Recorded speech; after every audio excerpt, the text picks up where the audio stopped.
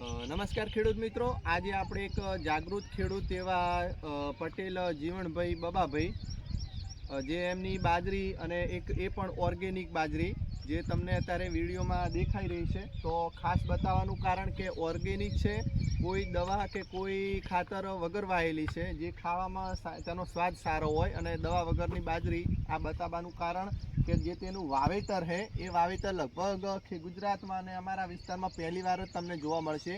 જે બે બાજરીની જે પહેરેલી છે તેના વચ્ચેનો ગાળો તમે જોઈ શકો છો, એક કલ્ટી જેટલો, એક મોટી કલ્ટીમાં જે ટ્રેક્ટરની હોય એનો જેટલો ગાળો છે। તો એમના જે ભાજીયા છે એમની પાસેથી આપણે એ જાણવાનો પ્રયત્ન કરીશું કે આ બાજરી વાવવાનું કારણ શું અને આટલો ગાળો રાખવાનું કારણ શું, કે તેમાં ઉત્પાદન વધારે મળે છે કે શું કારણ। તો એમની પાસેથી આપણે માહિતી મેળવવાનો પ્રયત્ન કરીશું, જેથી કરીને કોઈ ભવિષ્યમાં ખેડૂતને આ બાજરી આવી રીતના વાવી હોય આટલા ગાળે તો તે માહિતી હોય તો વાવી શકે। તો અહીં આવતા રહો, બોલો તમારું નામ સૌથી પહેલાં। મારું નામ પરબત। બરાબર છે। આવી રીત બાજરી વાવો ને આપણે, હા, તો કોઈ આળો ના થાય, છેડાઈ જાય, બધી રીતે ઉત્પાદન સારું હાલે છે, એમ કહેવાનો મતલબ એટલો ને એટલો જ હાલે। બિયારણ છે તે તમે કયું બિયારણ વાવેલું છે? 444 નિશાન। બરાબર છે। આમાં તમને ગઈ સાલ તમે વાવ્યું હતું કે આ પહેલી જ વર્ષે વાવેલું છે? ના, વાવ્યું હતું ને, આની પહેલા પણ આ રીતના વાવેતર કરેલું છે? હવે આ બાજરી તમે વાયા પછી કેટલા સમય પછી અંદર ખેડ કરવી પડે? આવડે આપણે ધારો કે વરાજ છો ને ફેર ફળ થયું ને એટલે ટ્રેક્ટર કરીને છેડી નાખવાની। આ બાજરીમાં તમે કોઈ દવા બિયારણ જે કંઈ નાખેલું છે કે એ ખેડૂત મિત્રોને જણાવો। કશું નહીં નાખે, ખાતર નહીં, કશું સાણિયું ખાતર નાખેલું નહીં, કશું જ નહીં, ખાલી શેડ જ કરી। તો ખેડૂત મિત્રો તમે જોઈ શકો આ બાજરીમાં ખેડૂતના કહેવા પ્રમાણે આ બાજરીમાં કશું કોઈ દવા કે કોઈ જાતનું જંતુનાશક દવાનો કોઈ રીતનો ઉપયોગ કરેલો નહીં। એમનું કહેવું એવું છે કે આ ખેતરમાં છાણિયું ખાતરનો પણ કોઈ ઉપયોગ કરેલો નહીં, છતાં પણ બાજરી સારી છે। કેટલો ટાઈમ થયો વાયાને? 2 મહિના જેવું થયું છે, એટલું થઈ ગયું। તો અંદાજિત 60 દિવસ જેટલો વાવેતરનો સમય થયો છે। અત્યારે તમે આ બાજરીને જુઓ તો તમને અમુક બાજરીના કહણા પણ દેખાઈ રહ્યા છે, જેની હાઈટ પણ સારી 7 ફૂટ 8 ફૂટ જેટલી અત્યારે હાઈટ બાજરીની થઈ ગઈ છે। અત્યારે 2 મહિના થયા છે, હજુ 1 થી 1.5 મહિનો આ બાજરી ઊભી રહેશે।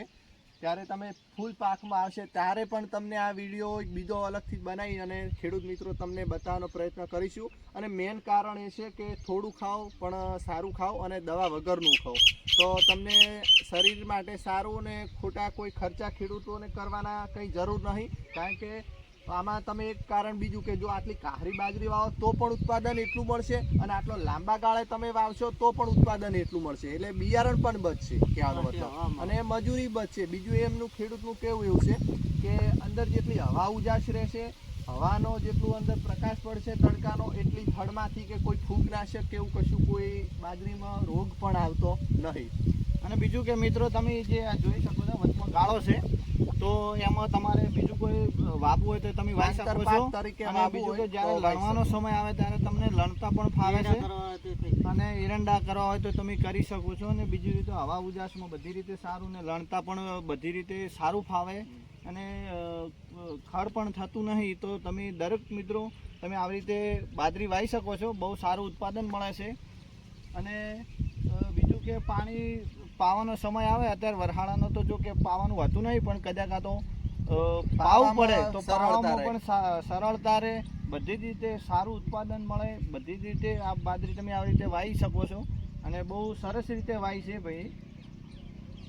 તો આવા ખેડૂતો જો બધા ઉત્પાદન લેવા અને બધી આ રીતના ખેડૂતો મહેનત કરતા હોય તો ઓછી મહેનતમાં વધુ ઉત્પાદન ખેડૂત લઈ શકે। અત્યારે આપણે એવું હોય છે કે કોઈ બાજુવાળો ખેડૂત જોઈએ કે કાહરું પૂંછ્યું, પણ એવું નથી। જેટલું તમે આસો અને જેટલો ગાળા પ્રમાણે તમે વાવેતર કરો તેટલું તમે વધારે ઉત્પાદન લઈ શકો છો।